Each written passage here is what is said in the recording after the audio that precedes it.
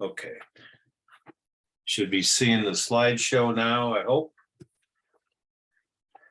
As Gary said, my name is Dennis Van Wormer. I am the current genealogist for the Michigan Society.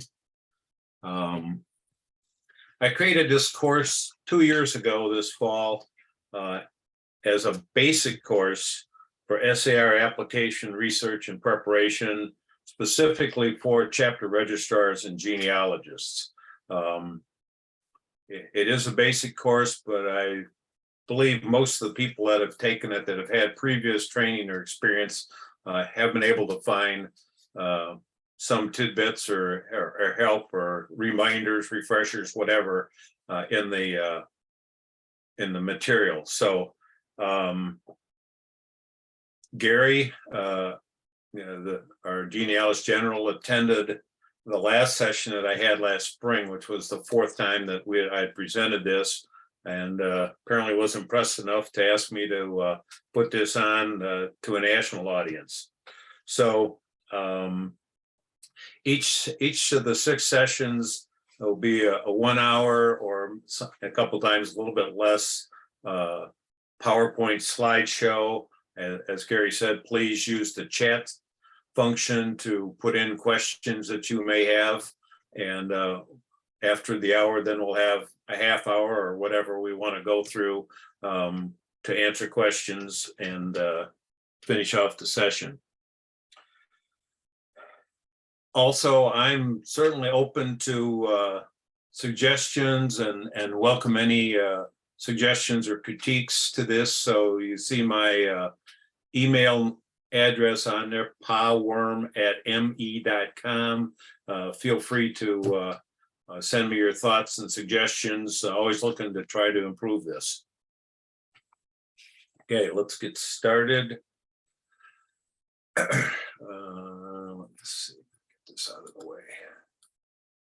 Okay, again, for the purpose of this training, as I said, I specifically aimed it towards chapter registrars and genealogists. Now, I don't know how it is in everybody else's state, but in Michigan, we have some chapters have registrars, others have genealogists, some have both, some have a registrar/genealogist. For the purpose of this course, I consider them all the same.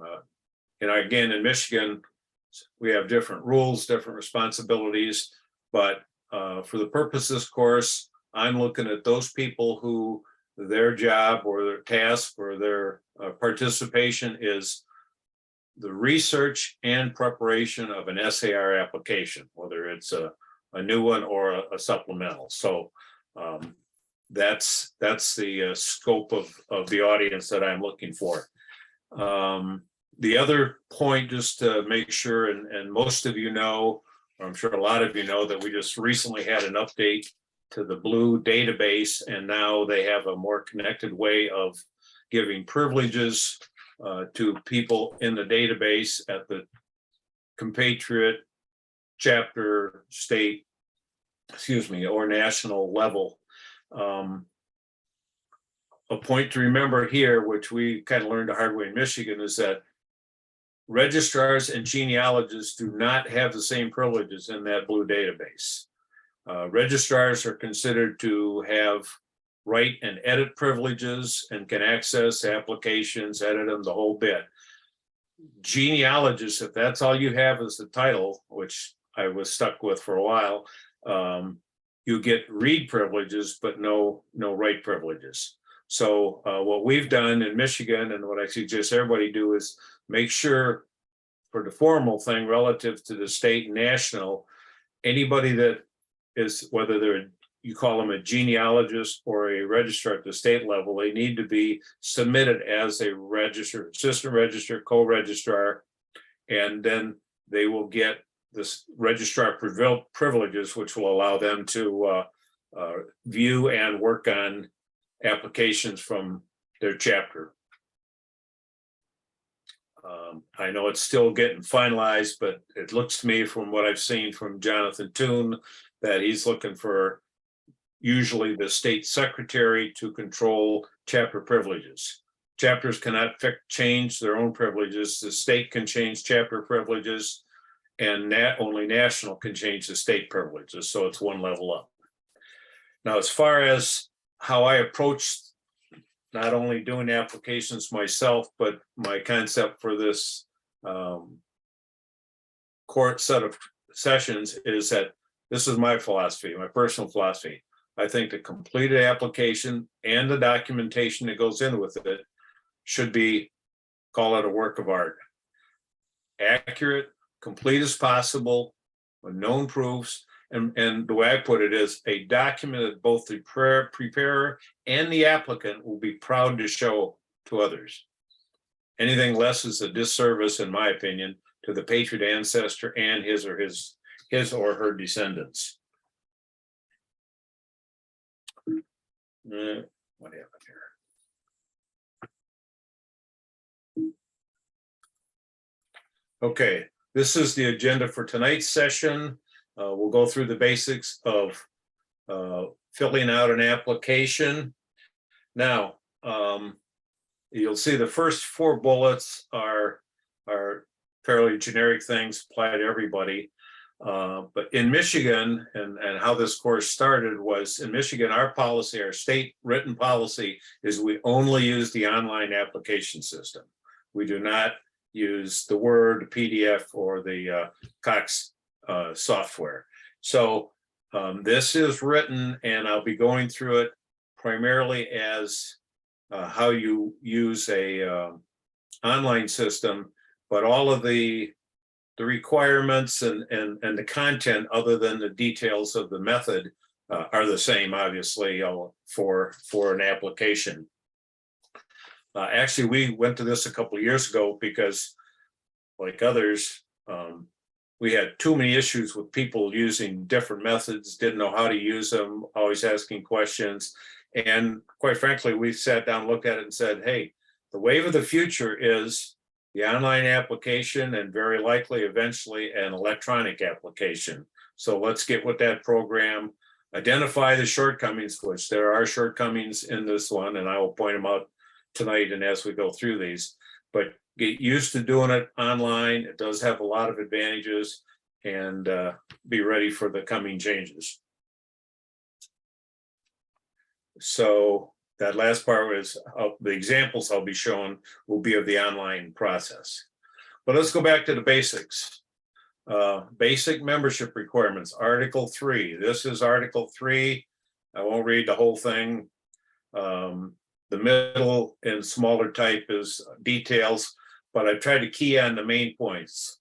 It makes it very clear that you must be a male, you must be a citizen of good repute in the community, and the lineal or bloodline descendant of an ancestor, yada, yada, yada.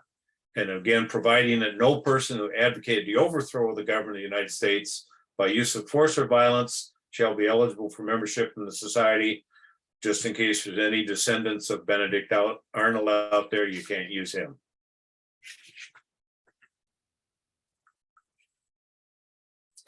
Okay, and again, the purpose of the application, a couple points. Note that right under the title, I have a citation for the application preparation manual and the genealogy committee policies. I try to do this as we go through, so you have a reference to go look at the actual page of the manual or the section of the policy, the specific policy that governs what I have in here.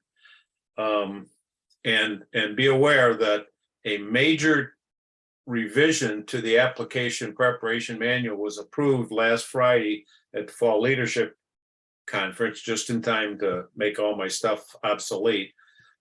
It's now been, or will be called, the application preparation guide, as opposed to manual. And as soon as I get an official copy, published copy of it, I'll go back through and correct page numbers. There wasn't a lot of content that had major change. There were some, it was updated some, there were corrections made, but it was reorganized substantially, and in my opinion, and make it flow better. So I'll have to go back through and update those page numbers. So these are comments out of the black and the red bold, and anything but italics is almost always a quotation out of whatever's cited up at the top. The italics are my comments, my opinions at times, and so take them with that grain of salt. But we do want to focus on the fact that we do require sound proof of the bloodline to a Patriot ancestor and of the service rendered by that ancestor for admission. And we'll talk, and we'll have other sessions that will talk more about what is adequate documentation, and what's good, what's acceptable, what's not acceptable, and the comment about you must be able to differentiate people with similar or same names living near one another at the same time. That applies both in the lineage section and for the Patriot service. So I did not coin this phrase proof document, but another guy in the state did, and I love it. In other words, it is a proof document. It is not a family history. We do not want, need, or want to fill up our files with family history comments, stories, anecdotes, whatever, that may be very interesting, but they're not needed or wanted, frankly, for an SAR application. Now, the second one is one that's a kind of an issue here. In 5 point, these are both, you'll see these are both got the policy sections. In 5.2002, it says SAR requests and encourages, but does not require proof of data concerning non-bloodline spouses. However, in July, 3.5001 was changed from a more wishy-washy statement to what it says there. It does require that only information for which proof is given be listed on the application. There was a lot of discussion back here, but basically SAR is moving to the direction of we want all that information we can, but only if it's proven. So the days of putting in your children, or we are already gone. The days of putting in non-bloodline spouses, including the applicant's wife, and not supplying documentation are gone. They will now be bracketed going into the future. So it is a contradiction or conflict right now, but I can state fairly certainly that the new one, 3.5001, that's the direction we're going. And there's statements on some of the old Word and PDF forms will be revised, and I expect this will be cleared up soon enough. So the concept key point here is if you're putting it on the application, you must have proof for it, every piece of information. Okay, and then the purpose of the application preparation manual, now to be guide, is right what this course is for. The intent is to help registrars understand their responsibilities, understand the elements of a successful application, and discussing it in terms of the policies and examples of best practices and pitfalls. A lot of the APM and the APG is devoted to what I would call best practices or preferences of experts and the National Genealogy staff. We give a lot of deference to the staff genealogists to help us say, let's put this in ways that works for both the person filling it out and for the staff genealogist that has to review it and approve it.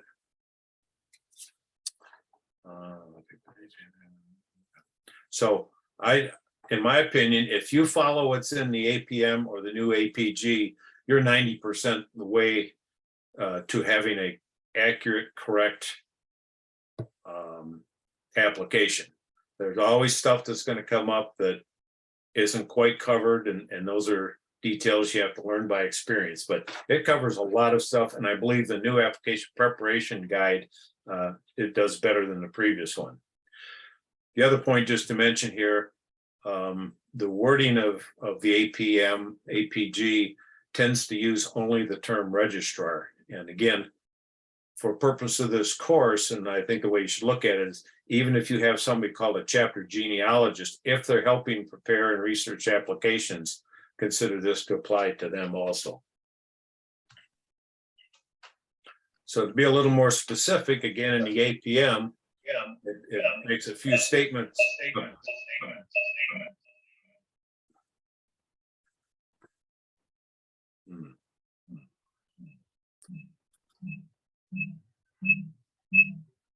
Hang on here. Where did I get that?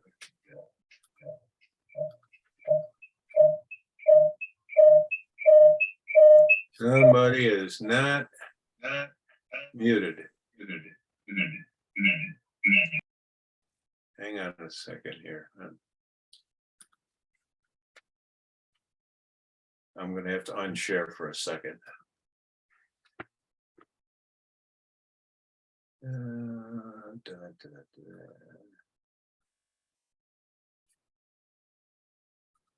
Let's try to keep everybody muted. Okay, let's go back to this.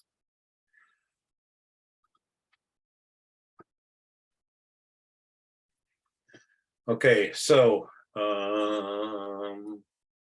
responsibilities of registrars.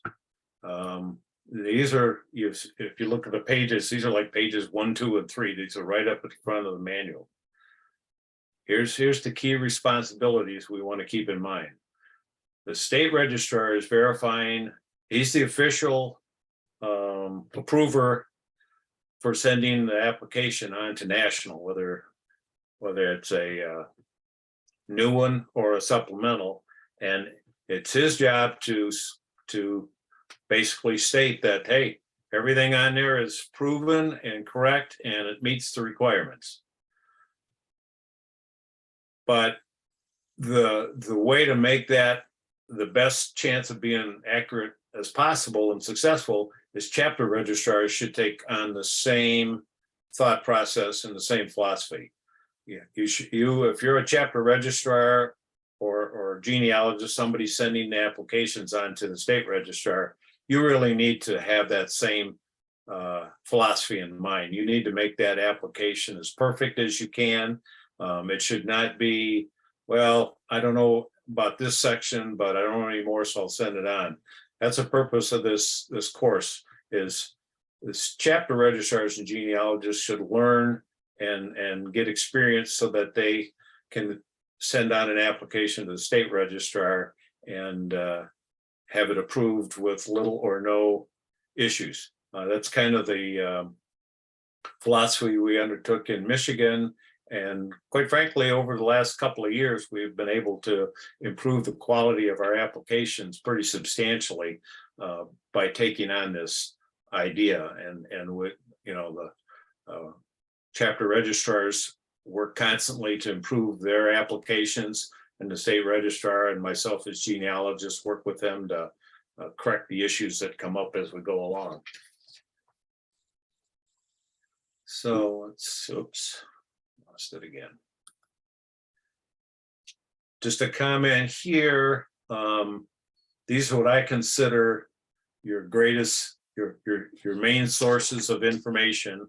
And again, if you're brand new at this and don't know, the application preparation manual and the genealogy committee policies are both available online, sar.org, and you could download them, export them as a PDF and have them available to you, or you can use them right off the line. I find it easier to export them and have them available on the computer when I'm working. So, and I kind of put them in the order of what you're going to use. The APM you'll use the most often because it's, it only gives you plenty of instruction on how to fill it out, but tips and guidelines. The policies are there and you should be familiar with them. Don't assume that the way you interpret something in the APM is how it's written in the policy. They are the official rules. I say mostly because there's some holes, there's some areas that maybe could use some rules put in there. But then the third one that's always good is the genealogist general emails. since I've been involved, everyone, and Gary Green is continuing that format of, or that policy of putting out an occasional email, and he'll tell you what the issues are, things that are going on, but also he may be the first time you hear about a new policy, say, if it comes out right after the genealogy committee and they haven't got their updated policy out on the web yet. So these are the three things I always tell people to keep track of. Again, just like I think Gary has an excellent, very wide distribution for his information this year, but the emails also are available on SAR.org, and not only for Gary, but for the last three genealogist generals. So they go all the way back to, I believe, 2014. And then my comment at the bottom, you have to keep in mind, although it'd be nice if we could find a rule for everything, that many of the rules and even some of by necessity, the guidelines in the APM are limited. We can't put in every version. So, and the policy rules can't be written down to the last little possibility of every possible exception or detail of a given rule. So this is an important job for the staff genealogists. When they get those exceptions of those rare cases, they have to either interpolate or extrapolate. I'm an engineer, so I use those terms, to go from what is the written rules of guidelines to figure out what applies for the given issue they're faced on the given application. So it's not always perfect and exact, but learning these and keeping up with these various documents is quite an aid to helping you as you're going through an application.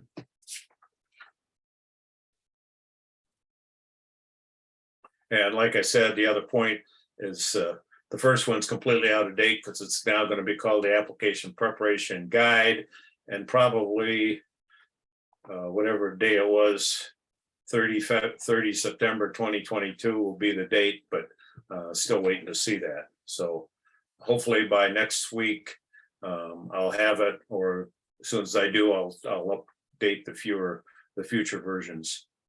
Now we get a little more get into the actual application. This is directly off the website, or at least the last time I looked at it.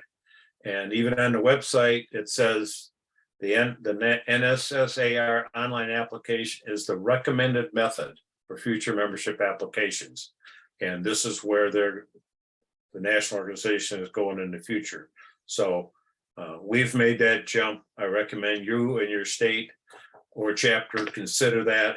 But at this point in time, options 2, 3, and 4, the PDF application, the Word application, and the Cox software are all acceptable. And I'll tell you frankly, you're going to hear a lot out of me on the quirks and even the bugs on the online application. They all have their issues. None of these are perfect. I've heard complaints about all of them, even though I don't use the other ones. So take that for what it's worth. That's how we're going. And you're going to find as it goes in the future that most, if not all, of the work on applications is going to be devoted towards the online application. So let's see, let's get into the actual online application. If you've never tried the online system, I recommend that you go in and at least give it a try. You can create a test application, go as far as you want, and they've reinstated the delete application button, so you can go all the way through whatever you want to do and then just delete it if you wish. I took some copies off of an application, happened to be a supplemental of mine. So when you hit a new application from the kind of the home screen of the blue database, which is your profile, it'll say up at the top, it'll say start a new application or new application. You click on that and you'll get this screen will come up. You put in whoever's first name, last name. There's 4 application types. It's a pull-down menu. It can be regular, junior, memorial, or supplemental. I did this one as a supplemental because I could use the next version. Load from existing. Now, this is a very nice feature that is available in the online application. Any application that I've worked on and initiated, whether it's mine or whether I've done it for an applicant, it keeps, once it's in there, they're all maintained, and I can go, when I hit this, I get a list of, I don't know however many I did, including some test ones, and I can pick one of those to use as a template to start my application. So in this case, I'm doing a supplemental. I had already done a supplemental for an ancestor that I could use the first 4 or 5 generations. So I put that in, and I'll show you what it does. But basically, it'll load that previous application in, and everything that's common is already in there for me. And if it's not, I can edit it. You have to then put in state. And then this is one of the quirks / bugs. When you first see this, the chapters pull down menu is not there because it can't populate it. I have some issues with that, but it can't populate it correctly until you pick the state. So you pick the state, Michigan SAR, then this pops up and it lists the various chapters that are active in Michigan. Plus it says Michigan SAR for those who allow at-large memberships. In Michigan, we happen to not allow at-large memberships, so everybody has to be in a chapter. But then you pick your chapter and you hit start application, and on you go. Now here's the quirk / bug. It used to be worse, but some people would fill this in because again, we encourage the applicants. Sorry, I've jumped a little bit here. One of the other possibilities and advantages here is what we tell potential applicants is you go in there and start the application, just this, or maybe this and the next screen. Because what that does is they go on to SAR.org, they get a guest ID, and they can start their own application. The bonus is if they start it, then as you go through the application, they can log back in and they can see how the application is going. If I start it for them, they can never see their own application. So since everybody here is probably either a chapter registrar or a state registrar, you can obviously see everybody in your chapter or everybody in your state. But the applicant will never be able to see their application or use it for a future one, at least the way the system is set up now, because they didn't start it. So that's one of the tips for using this is let them start this one and this first screen at least, then they can see the progress that's going on their application. So when it's all done and you've got all these filled in, you hit start application, and then you go into the main application section, which I didn't put in a picture, the whole thing, but there's 3 sections. And again, it walks you right through it. There's no issue with that. So first you go to a basic information, basic info section, and it's a new screen and it looks like this. Again, the good thing is it will come in with your application type, your first name, your last name, your state, and your chapter that you filled on the previous screen. It will load that for you. You then come in here and if it was a new application, let's pretend it was a new one for a minute, you would then put in your middle name, you put in your date of birth, note the format because there'll be an issue with that, month, day, year, all numbers. You put in your address down at the bottom, your email and your phone, and now you've got all that basic information. You can have the applicant do that also because he will have that information. In case of the supplemental, which I did here, that was already filled in because that just transferred forward from my previous supplemental. So I had all of that filled in. If you've changed address, which I have done since then, you just go in and edit it out to your new address, but it fills in the initial amount for you. The other one here, note, where it says note with the kind of yellowish, goldish vertical bar right in the middle. Note, the information entered above will be used on your printed certificate. Now, this is again a different way it's handled on the online. In the PDF or the Word one, for instance, you have another entry, and you can put in on that entry how you want your name listed on your certificate. Well, in this case, you do it right here. I have Dennis Paul Van Wormer. That's how I want it.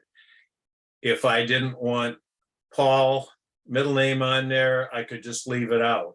That's what would then be printed. If I went by D. Paul Van Wormer, I could do that here.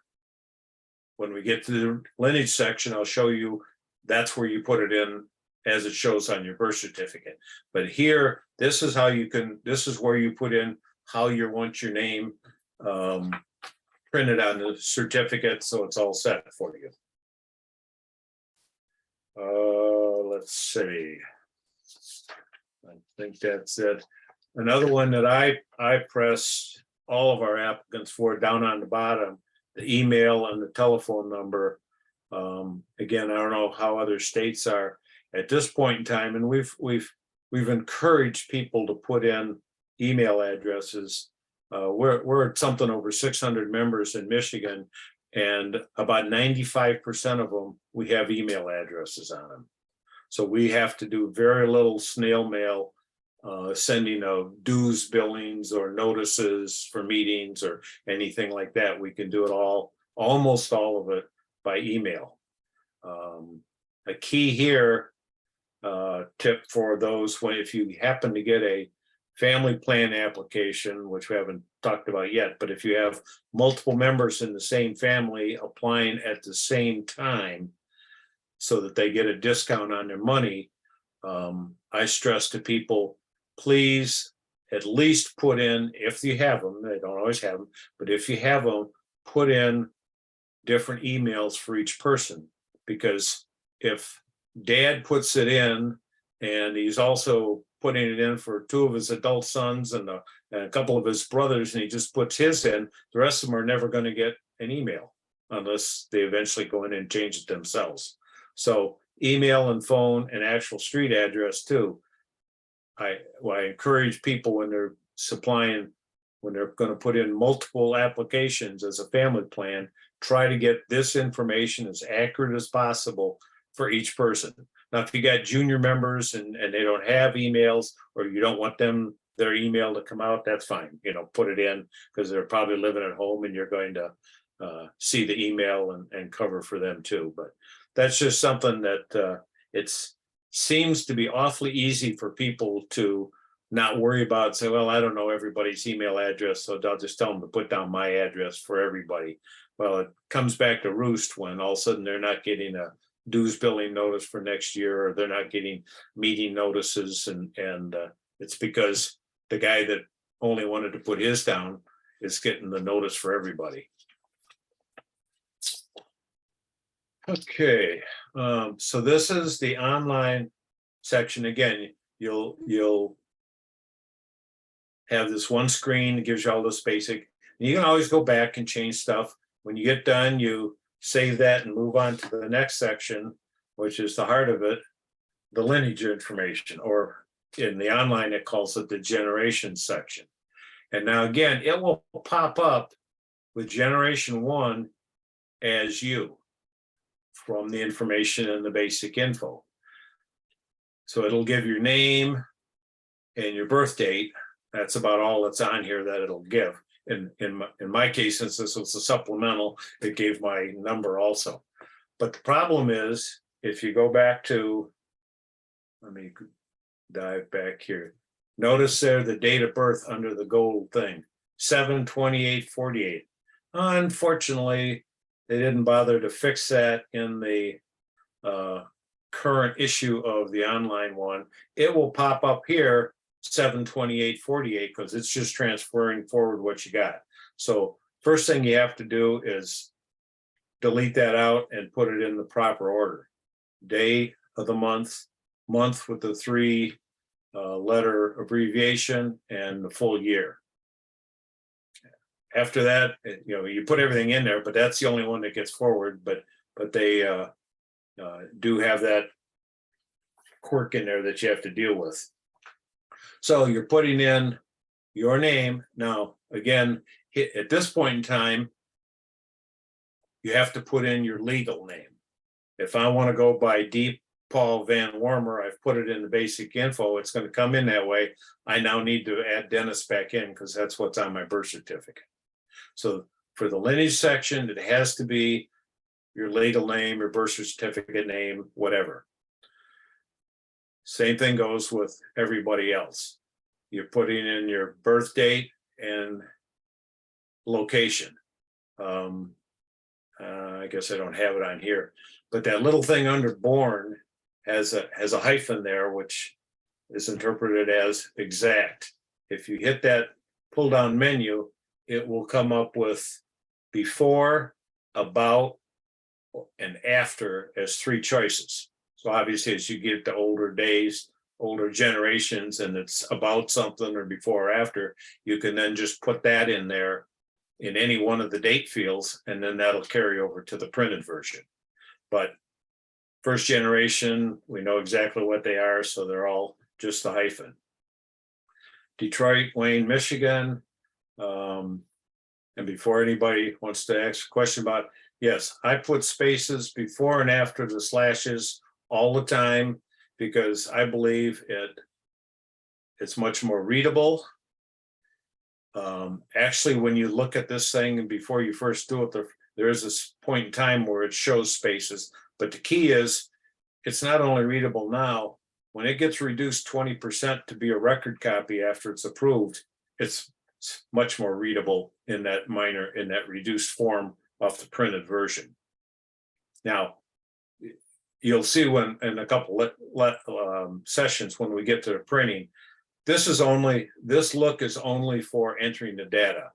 Your printed application will still look just like a PDF one, almost like a PDF one or like a Word one, and the same type of look where the lines go across. But for the purpose of entering the data, it looks like this. So I've corrected my birth date to the proper format. I've put in my birth location. I put in my wife's name. She happened to be a DAR member. I put in her birth date, her death date, and the date we were married, and they're all in there. Now, I'll just point out a couple, just so you see. See up at the top right of the panel, it says insert generation before this. This is another nice feature of the online one. So if I'm doing an application for, say, a father, and then he wants to put in his father along with him, now, I could start with his father, but I could also start with the main guy, do his application, then I come back, use that load from existing for the father's application.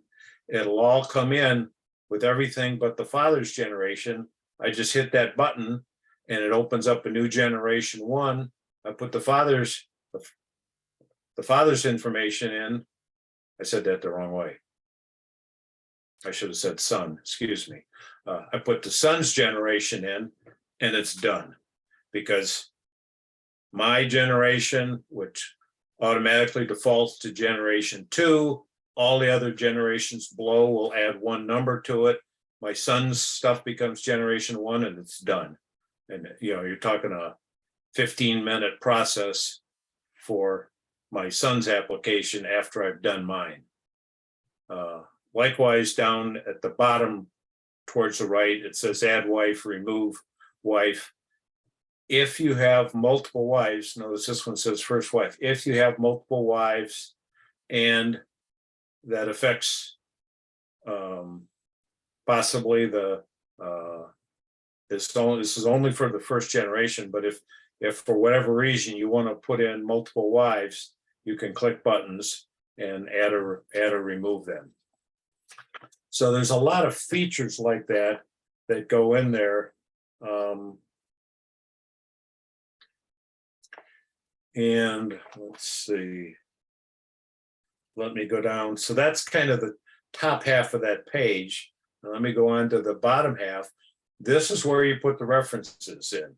You do not have all just lineage on the front page and just references on the second page in an online application, even when it's printed.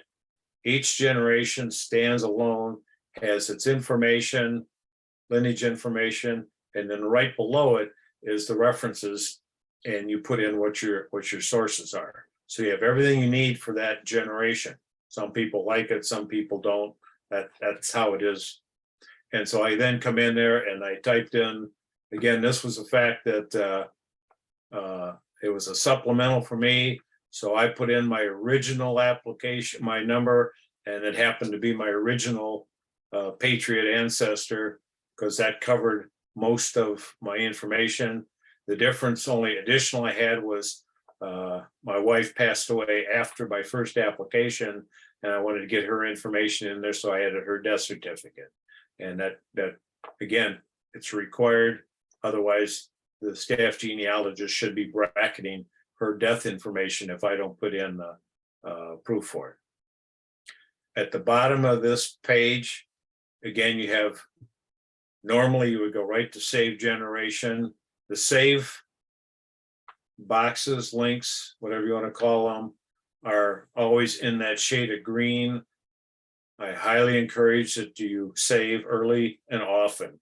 There are some quirks where you can lose your data if you don't save on a regular basis. Now, normally you can work on that whole page, that generation, and then you save it. And it's the only one showing. So after you've saved it, you click Add Next Generation, and Generation 2 will pop up looking just like this, except it'll say Generation 2, my father is, or I am the son of, and then you put in your father's name. And you go through one of these pages with the lineage information and the references for every generation. And as you finish that one, you also get down here and you have a pull down menu that it can either be son or daughter, so that you can prep for the next generation, and you work your way through that until you get to the Patriot. The one difference when you get to the Patriot is this little line here. This ancestor is the Patriot, and note it also exists for the spouse. So only in the last generation, when you'd have either the husband or the wife is the Patriot, you check that one, and that locks in there that is the Patriot for this application. Okay, so let's see. Next, after you've gone through all the lineage information and you saved them all, and you got to the Patriot, you then go on to the third section, which is the Patriot information. It's called the finalized section. So you've done your basic information, you've done your lineage. Now you're going to put in your Patriot information and finish off the application. If you have properly checked off that so-and-so is the Patriot ancestor, when you get to this page, it automatically ought to show there. In this case, I'd had 9 generations. Again, this was a supplemental. I put him, the guy's name was Daniel Chase, and I checked under him as he was the Patriot ancestor. So it pops up. Sometimes for, I don't know, whatever reason, a marinate pop up, or, but again, it's very useful in that these are both pull down, menus, and it will list the husbands and the spouses for all the generations. So you can actually come down here and pick if for some reason it didn't show up. Obviously, it should be just the last one if you've done this properly, but you can pick the generation, the Patriot ancestor from here. Then just below it, again, following along on how this is done, you will go from the name of the Patriot to what their service description was. So in this case, and again, since it's not live, I can't show you, but it says, who assisted in establishing American independence while acting in the capacity of, with the little I in the circle. That's an information box, and it will go through the basics, that it can be military service, patriotic service, or civil service, and give you a little bit of information. So in this case, this guy was from New York.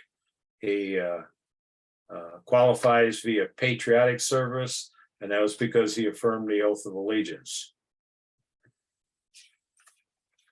So you've put in the service description. I've made an error here, and I guess I should mention it here. In all of these, we'll talk about citations next week or the week after, so I'll let that go. But that's the kind of content. Then a little farther down, right below that, is cemetery location. Why it's in the middle of there, I'm not quite sure, but it says buried in the name of the cemetery at, and my screenshot got cut off, but there's enough room for you to put down the city, county location, state location. There is not a spot for proof of the burial. I know that's on the list for a future time. What's in the application preparation guide and recommended is just if you do have proof, it's good to document it. You would put that in the reference section for the last generation of the lineage for the Patriot. You just put in there where he's buried at, so that you have a place to put it. So that's the burial section. And then the proof of service section. Again, this is where you put in what your proof is. And I actually made a mistake here. What we asked that it be done is that if you're using a record copy, you would say, I should have said DAR, that Daniel Chase, the Patriot, cites, CITES, and then I'd put in that New York, California of history manuscripts relating to the War of the Revolution. That gets you out of the box of needing to actually supply that document. If you don't put DAR or SAR number, no so-and-so sites, then you're expected to provide that actual documentation.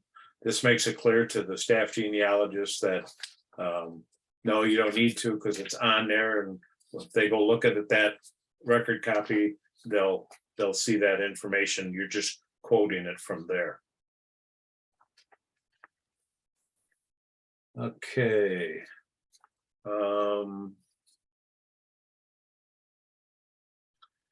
Then at the bottom of this last one is quite a large section for signatures. And this is where you put in, you don't actually put in signatures online, but you can put in your sponsor's name, national number, co-sponsor's name, national number. It actually has stuff for address, actually has a spot for the chapter registrar, but that has never been actually put into practice yet. I recommend that you only put down, if you know them, the sponsor and co-sponsor's name and national number. Anything else you put down there won't print anyway, so I don't know why they bothered to do it that way. Again, on supplemental applications, they won't have sponsor, co-sponsor, because they're not required. And please do not type in anybody's name on those lines, including the state registrar or state secretary, because that's the line for them to sign on, and you've just taken away part of the signature spot if you type it in. So sponsor, co-sponsor names, the national numbers, and do I have it in here? No, I don't. at the very bottom of this, and this is probably one of the biggest rookie mistakes that people make with with the online application, is a green box again that says save, draft, and view. And then that means you're done and you're ready to actually go on to viewing it as a printed page. But it's at the very bottom of this finalize section. And sometimes people don't pay enough attention. They'll go through all of this stuff, fill out the service description, the service, the proof of service, the burial information, the sponsors. They forget to hit save and they go back to somewhere else. You just lost everything and you got to put it back in. So keep in mind that before you leave any one of these web pages, always give it a final save, and it's going to be down near the bottom right somewhere, so that you don't lose the information. So that's a quick walkthrough of the online application. Again, I strongly urge you just go do a test one on your own and see how it works for you and see what you like and don't like. Here are some system quirks and tips, common issues that I like to tell everybody. Again, here we go with saving again. There are issues at times with saving. For some reason, and this is very consistent, generation 1 only. When you go in there and you've got your name in there and you've got your date, you change the date, you put in your location, put in your wife's information, your marriage information, everything's perfect, and you hit save, 100% of the time it's going to come back and everything will be there except your birth location. I don't know why it happens, but it's very consistent. You have to, and you basically have to go back and enter it in. And then the second time, and from then on, it'll save. But the first time you hit save on generation 1, you will lose your or the applicant's birth location only. Quirk. If you add or remove generations immediately, I showed you those buttons. Before you go on anywhere else, make sure you hit save generation. Now it says possibly close out application. That's not usually an issue with adding generations, but if you remove a generation, especially generation 1, the generation numbers and stuff will usually not update until you either close out the application or at least go back to the basic info and come back. It's got a cycle once to get the generation numbers correct. They're actually correct, but they won't appear correct until you've cycled it once. Removing a wife does not work. I have people, and I don't know why they do it. Applicants come in there and all of a sudden they call me and say, hey, I can't remove a wife. How do I remove the wife section? I go look at it. They got 4 wives listed, 4 wife sections listed. I said, did you have 4 wives? No. And I'm always going, well, why did you add wife 4 times or 3 times? And the removing wife does not work. So in this case, unfortunately, when somebody does that, we have to remove the entire generation, save it, and then re-enter the generation, say, now this time don't hit that button just to play with it. References, again, this is something that you learn in there. It's hard to say, but you put all your references in for a given generation without hitting the enter and return key. Don't put in birth certificate and then hit enter, death certificate and enter, marriage certificate and enter. It'll take up way too much space and screw up your printed version. What I suggest is, and you'll see as we have the citations, and the number of citations we use commas because like census, because there's different pieces of information. I suggest using a semicolon after each given reference. So birth certificate of Dennis Van Wormer, semicolon, space, birth certificate of my wife, semicolon, and you do the whole line. It will auto wrap on the online version. Don't worry about it. It doesn't matter how it looks. It'll come out right when you go to to print the application. And then finally, one that's been reported a number of times, and I don't think they've quite figured it out. I haven't seen it, but I think it may have to do with what browser you use. This is not a problem on regular applications because you don't already have a national number. But sometimes somebody will put in a supplemental application, their national number is there, and you get to the finalized page and it won't let you save anything because it's basically saying it's not recognizing you as a member. So just for somebody to keep in mind and be aware of, if you have that problem with the supplemental, the workaround is to go back to the basic info, change the type to regular, save it, go back to finalize, fill in everything, save it, and then go back to the basic info, reset the application to supplemental, put in your application number and save it, and you're fine. Again, these are just quirks and issues that have popped up. They've all been turned into the application IT team. Unfortunately, it's my understanding they're basically focused on fixing these in a new application, and a lot of these just haven't been fixed. So that's it. I will shut up for the moment. Stop sharing. And Gary, I think Gary Green is going to go through chat questions and we'll take them on. Well, thank you, Dennis. Good presentation. We do have some questions that I'm going to ask James Osborne. Are you still on? Can you unmute yourself to be able to help us answer some of these? Who's on? I'm James? ready. I'm ready, Gary. Go ahead. Okay. James Osborne is the head of the website committee, and he is working on what we're going to do when we fix the online application. And that's down the road. We're going to go through the blue database, update that. Then we're going to work on the events module, and then we'll get to the online application. And James is in charge of trying to fix what we know we have errors in. Okay, James, if I lied, I'm sorry. Be nice to me. You didn't lie. Okay. Okay. Do we need an email address on the online application? It shows an asterisk. Do we have to put an email in there?